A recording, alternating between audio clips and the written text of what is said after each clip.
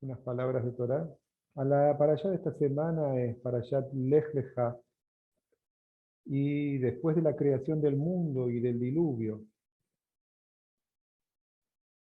casi en el final de la parashá anterior, parashat Noah, parashat Noé, se nos presenta una genealogía que termina en Abraham. Pero Abraham al final de la parashá pasada solo es un personaje que nos es presentado.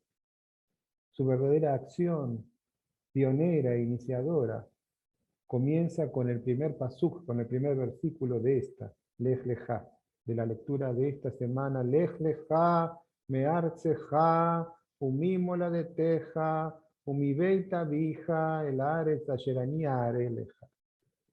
Vete tú, vete definitivamente, corta tus lazos con tu tierra, Meartzeja, Umimola de Teja, con el lugar de tu nacimiento, con tu patria, Umibeita Vija, y con la casa de tu padre, con tu familia, con tus próximos, con tus cercanos.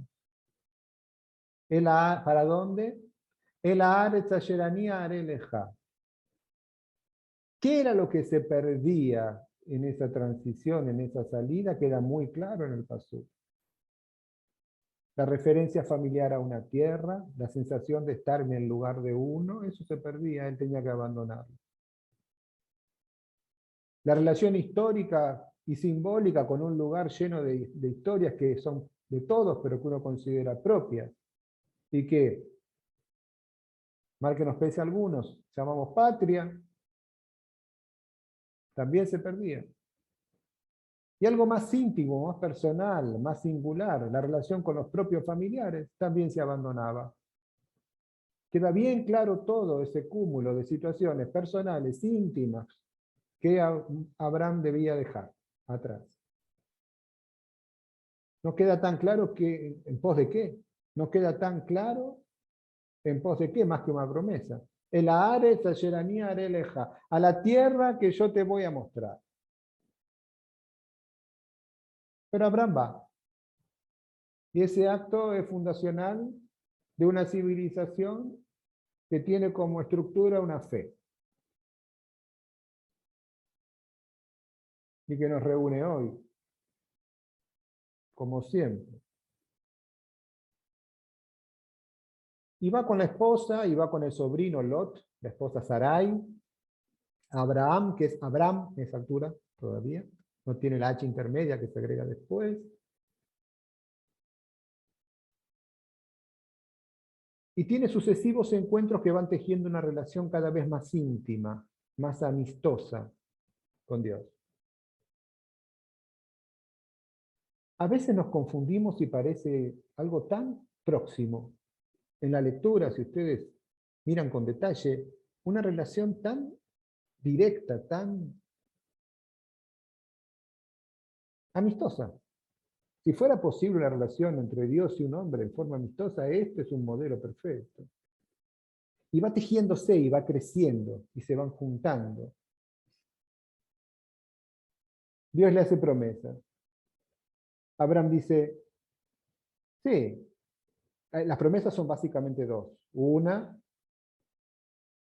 la de una descendencia muy fecunda. La segunda, la de una tierra propia.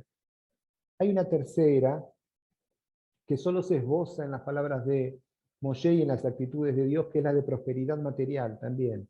Pero las dos primeras son las más insistentes, las que más conocemos. Y en torno a esas dos promesas se construye una relación que es muy, muy, muy amistosa. De los dos lados. Por ejemplo, hay una parte que ustedes deben conocer, que deben recordar, que quiero compartir aquí, en la que Abraham no deja de creer en Dios, ustedes saben que es un modelo de fe, pero habla con Dios y le dice, yo soy un hombre grande, ya tengo 75 salió, así que debía tener 80 años, no le dice cuántos, pero dice, soy viejo, muy viejo para procrear, no tengo hijos todavía. ¿A quién le van a quedar todas mis cosas? ¿A Efraín, mi mano derecha, mi ayudante, que nació en Damasco? No, yo quiero un hijo, me prometiste un hijo. Entonces Abraham, como si fuera, Dios como si fuera un amigo, agarra a Abraham, como si imagino, no dice la Torá, imagino que agarra a Abraham de la mano, del brazo y le dice, sal, eso sí lo dice, sal de adentro, y sale de la tienda, mira para arriba y mira para el cielo. Dice, ¿qué ves? Estrellas, dice Abraham. Bueno, como amigos, medio en chiste, le dice, ¿cuántas? Y Abraham, ¿no? Y dice yo, no se pueden contar. Bueno, así de incontables van a ser tus hijos. Esto es una relación muy íntima, esto es una relación donde hay chistes, donde hay proximidad, donde hay juego de palabras. Y después dice la Torá, Abraham creyó en esto que dijo Dios, y Dios halló mérito en ese crédito. Pero Abraham insiste y le dice, ¿y la tierra? Porque la tierra ya es para tener. Dice, bueno, con la tierra vamos a hacer un pacto. Y hacen un pacto.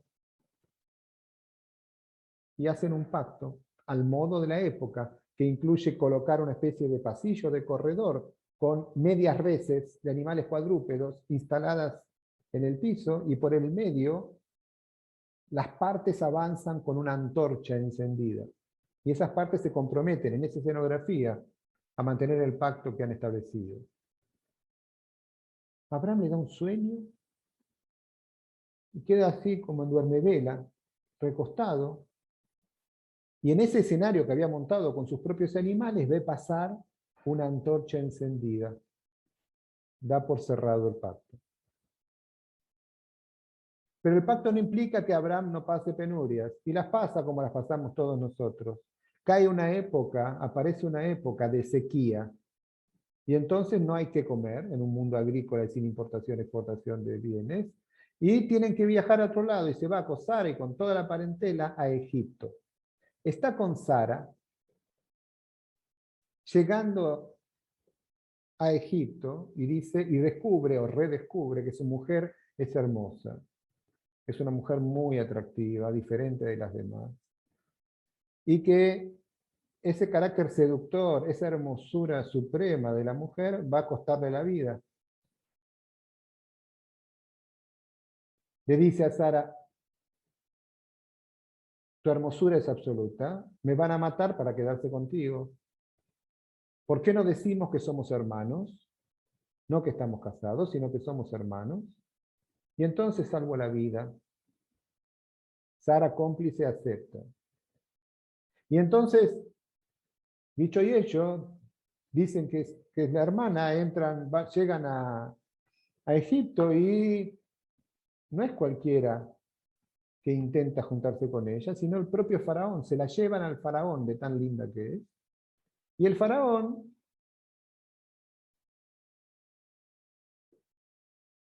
acepta, le gusta y la prepara para ser su esposa.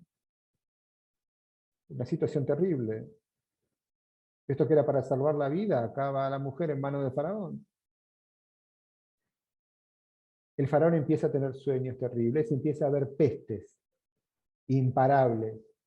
De algún modo se da cuenta el faraón que tiene que ver con esta mujer el asunto. No sabemos cómo, la Torá tampoco nos informa.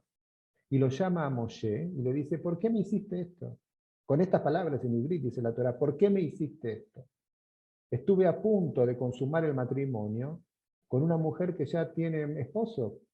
Para nosotros esto es una transgresión, es un desvío, es un pecado. ¿Sí? ¿Por qué me pusiste en esta situación? Llévate todas las vacas, llévate todas las ovejas, llévate todo el oro, llévate toda la plata que te di, no los quiero ver más, salgan de aquí. Por toda esta vuelta, no solamente matan el hambre, salen riquísimos. Abraham, Sarai, Lot, salen todos muy ricos de ese episodio, vuelven al Exnán, y ahí es lo que quiero contarles. Porque ¿cuál es la distancia justa en una familia? Para que todos puedan tener su espacio, para que todos puedan crecer, y para que el lazo no se rompa. ¿Cuál es la distancia justa en una comunidad? Para que todos tengamos nuestro espacio, para que todos podamos crecer, y para que la relación creciente y amorosa entre nosotros, de compañerismo y cariño, no se rompa.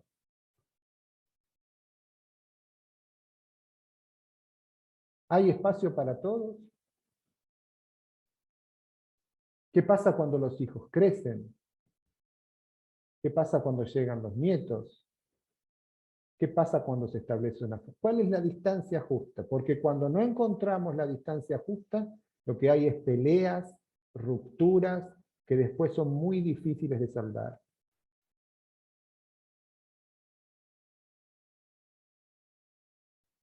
¿Cómo salimos de la casa de nuestros padres como salió Abraham? Que no salió muy bien, abandonó directamente. Hizo una ruptura. ¿Cómo nos separamos cuando todos queremos tener nuestro espacio y nuestra propia familia? En cada familia es distinto. Y en esta, para allá, y en esto que leímos, Abraham nos da una lección. Y hay sabiduría que podemos aprender para este trance, para este trámite, de cómo hacer cuando hace falta lugar para todos y no hay lugar suficiente. Cuando hace falta poder para todos y no hay poder suficiente. Cuando hace falta atención para todos y no hay atención y protagonismo disponible para todos todo el tiempo. Empiezan a pelear. Lot era muy rico, tenía vacas, tenía oro, tenía plata. Tenía pastores que cuidaban su ganado, mucho. Abraham era riquísimo. Tenía vacas, tenía cabras, tenía oro, tenía plata, tenía sirvientes y tenía pastores que cuidaban de sus rebaños, que eran muy amplios. Pero los rebaños necesitan de espacio donde estar y de esos bienes necesitan alimentarse y reproducirse. No había espacio suficiente, nos cuenta la Torá, para que coman las vacas de uno y las ovejas del otro. Empezaron a pelearse los pastores, uno con el otro, en forma violenta. Rib, dice la Torá, que es un término para cuando hay guerra. Y se pelean uno con el otro, y los pastores de Lot empiezan a ocupar el espacio de Abraham, y el espacio de los pueblos circundantes, y hay nada más que problemas. Entonces Abraham le dice a Lot, no hay espacio para los dos, y no podemos pelearnos porque somos como hermanos. Por lo tanto, mira toda esta tierra que tenés por delante, del Jordán para allá, tierra fértil, tierra buena, ocupala. Si vas a la derecha, yo iré a la izquierda. Si yo voy a la izquierda, andate para la derecha. Y hay mucha discusión de nuestro jajamín respecto de esto. Si lo estaba desplazando para no verlo nunca más, si estaba deshaciéndose del vínculo, o si estaba simplemente tomando una distancia que fuera productiva para todos.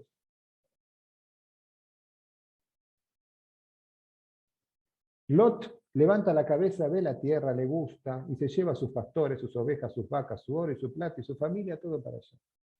Que es cerca de Sodoma, las afueras de Sodoma, y donde él vivía. Y Abraham se va a una distancia, pero una distancia prudencial, donde él puede crecer, pero también puede vincular el lazo. Resulta que los pueblos del norte, muy poderosos, que cobraban tributo de Sodoma, de Gomorra y de varias ciudades alrededor de ellas, de 5 reinados alrededor de ellas, los 4 reinados del norte se enojan porque las 5 ciudades dicen, después de 13 años de pagar tributo, no pagamos más. Se acabó, no pagamos más tributo. Entonces las ciudades del norte deciden invadirlas y llevarse todo lo que tienen. Personas, oro, plata, animales, bienes, todo se llevan. Estos 5 reinos poderosos del norte bajan y se llevan oro, plata de Sodoma, de Gomorra y de varias ciudades alrededor de ellas, otras 3. Inclusive Lot, inclusive la mujer de Lot, inclusive las hijas y los yernos de Lot y toda la familia. Se los llevan cautivos, a todos. Alguien que logra escaparse de la guerra viene y le comenta a Abraham, ocurrió esto. Abraham junta 250 de sus siervos, más su amigo Mambré, más los 2 hermanos de su amigo Mambré, y se van detrás, arma a esta gente como si fuera un ejército y se van detrás de estos 5 reinos. Los atacan por la noche, los vencen, recuperan todo el material y todas las personas y vuelven. Los salen a resolver los reyes, el rey de Sodoma, agradeciéndole y diciéndole, quédate con todos los bienes, yo me quedo con las personas. Abraham dice, no, Yo me quedo con mi familia y quédate con todo el resto. No me interesa. Yo fui a rescatar a mi familia. Que no sea que se diga que me enriquecí por tu causa. Yo me voy a enriquecer por causa de Dios. Y aquí está la tercera promesa sugerida. En fin, hay que tener inteligencia y hay que tener arte en el equilibrio de permanecer en una familia, en una comunidad, en un grupo, razonablemente lejos para que cada quien pueda desarrollarse a sus anchas,